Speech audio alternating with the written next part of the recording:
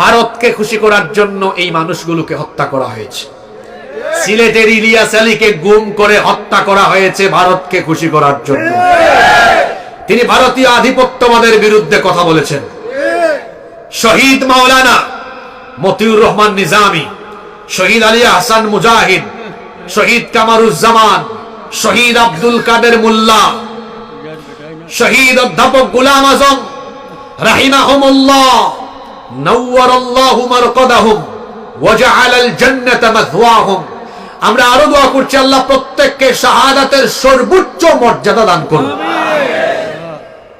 ভারতীয় আধিপত্যবাদের বিরুদ্ধে কথা বলাই ছিল তাদের অপরাধ। সেজন্য ইন্ডিয়ান লেসপেন্সাররা দিল্লিকে খুশি করার জন্য তাদেরকে অন্যায়ভাবে হত্যা করেছে।